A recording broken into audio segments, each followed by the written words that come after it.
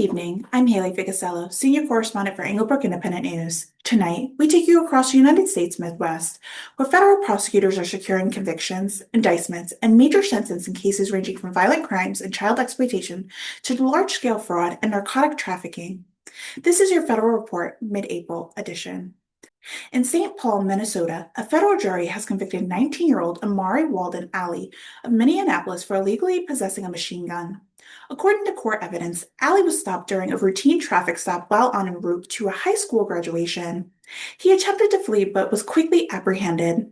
Authorities recovered a semi-automatic firearm modified with illegal conversion devices, effectively transforming it into a machine gun, along with an extended magazine loaded with more than 30 rounds.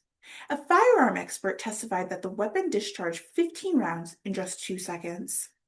Alley now faces up to 10 years in federal prison. Sentencing is not scheduled. In Dula, a federal jury has found 51-year-old Eric Peterson guilty of criminal vehicular homicide. Prosecutors say Peterson struck and killed 38-year-old Amanda Bosey in December of 2024 along the Lake Valaman Reservation Road, shortly after leaving a casino. The jury concluded Peterson was driving negligently while under the influence of alcohol. He was apprehended on second charges related to blood alcohol concentration, but convicted on the primary count. Sentencing will be determined by a federal judge. Federal prosecutors in Wisconsin are confronting disturbing cybercrime and exploitation cases involving minors. A federal grand jury has indicted Shannon M. Boganow, a graduate student of Colorado State University, on charges of attempted sexual exploitation of children and cyberstalking. Authorities allege Boganow targeted minors online, gaining their trust, coercing them into producing explicit material, and using blackmail threats to maintain control. If convicted, he faces a mandatory minimum of 15 years, with maximum penalties of 30 years in federal prison. A second case involving a 21-year-old Axis C. Williams of Texas, indicted for producing child pornography involving 3 juveniles. Prosecutors say Williams manipulated minors into recording and sending explicit material. He faces up to 15 to 30 years per count, along with substantial fines and supervised release. In Milwaukee, 47-year-old Nail Jabber has pled guilty to wire fraud and filing false tax returns. Authorities say he defrauded SNAP programs of more than $1.6 million while also concealing over $600,000 in personal income. Sentencing is scheduled for July 28th of 2026. In one of the region's largest narcotic cases, Ruben Zagango Espinoza has been sentenced to 169 months in prison. Federal investigators seized 30 kilograms of cocaine, the largest in Green Bay history, and linked the defendant to trafficking networks moving millions of dollars of narcotics. He will be deported following his sentence. In Michigan, federal authorities are targeting fraud schemes, violent threats, and repeat offenders. A Detroit man has pled guilty to a $1.9 million unemployment and pandemic fraud scheme. Prosecutors say Tahid Salik Wider filed hundreds of fraudulent claims across multiple states using stolen identities. In a separate case, 23-year-old Mac Davis has been sentenced to 7 years in prison for attempted mass casualty attack. Investigators uncovered a stockpile of weapons, bomb-making material, and written plans targeting public spaces. Authorities say swift intervention prevented a potential tragedy. In Southfield, Jerome Antoine Andrews pled guilty to operating a fake ID operation affecting more than 250 victims and costing over $550,000 in losses. A Metro Detroit surgeon has been sentenced to 1 year in prison for his role in a $7 million Medicare fraud scheme, submitting false claims for services never performed. In Grand Rapids, Devontae Andrews Edwards has been sentenced to 30 years in federal prison for child exploitation offenses involving a 13-year-old victim. In Iowa, federal prosecutors continue to focus heavily on fraud involving federal assistance programs.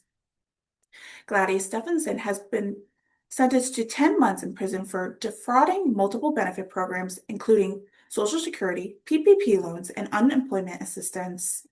She has been ordered to repay more than $106,000 in restitution. The Department of Justice has also announced the formation of a new National Fraud Enforcement Division aimed to target large-scale financial crimes involving taxpayer funds. In a violent assault case, Ashley Tomlinson has been sentenced to 63 months in prison after stabbing a woman in the neck with a piece of wood during an altercation on Milwaukee settlement. In Illinois, federal authorities have prosecuted major fraud, terrorism, and financial crimes. Former charter school CEO Timothy Green has been indicted for allegedly embezzling over $103,000 in obstructing justice. In a major sentence, Robert Dunlap received 23 years in prison for orchestrating a $20 million cryptocurrency fraud scheme affecting more than 1,000 investors. Afar al-Savaso has sentenced to 25 years in prison for providing material supporting ISIS throughout online propaganda and recruitment. A former CFO, Tina Farastin, has been convicted for embezzling more than $1 million over 5 years using falsified financial records. In Indiana, Brendan Walters has been sentenced to 22 months in prison for stealing nearly $79,000 from incapacitated elderly clients under her care. 2 women have each been sentenced to 17 years after trafficking methamphetamine hidden in Cheeto bags, totaling more than 40 pounds of narcotics. Anna Marie Flinsman has received 50 years in federal sentence for sexual exploitation of children. In Ohio, a Lakewood man has been sentenced to 26 years in prison for operating a server used to distribute child sexual abuse material. Barry Anderson has pled guilty to a $3.7 million embezzlement scheme involving fraudulent invoices and lease agreements. 5 Romanian nationals have been indicted for $1 million SNAP benefit fraud scheme using sophisticated point-of-sale skimming devices. In Kentucky, 5 individuals have been charged with a $1.6 million COVID relief fund scheme involving fake businesses and falsified loan applications. A manufacturing company and its manager has been sentenced to illegally storing hazardous waste without permits. A Lexington man is facing federal charges after allegedly making violent threats against President Donald Trump and law enforcement online. In Missouri, a Guatemalan national has been indicted for illegally firearm possession and unlawful entry of the United States. Ryan Edwards Hines has been sentenced to 30 years in prison for enticement of a minor and child exploitation offenses. A Kansas City man has received 54 months for possession of a legal sawed-off shotgun. And Raymond Gilman has pled guilty to distributing fentanyl, facing a minimum of 5 years in prison. From firearm offenses and violent crimes to cyber exploitation, fraud, and terrorism-related prosecution, federal courts across the Midwest are delivering significant ruling this month. We will continue to track these cases as they move towards sentencing and appeal. For Englebrook Independent News, I'm Haylee Ficuciello. Stay informed, stay vigilant. Good night.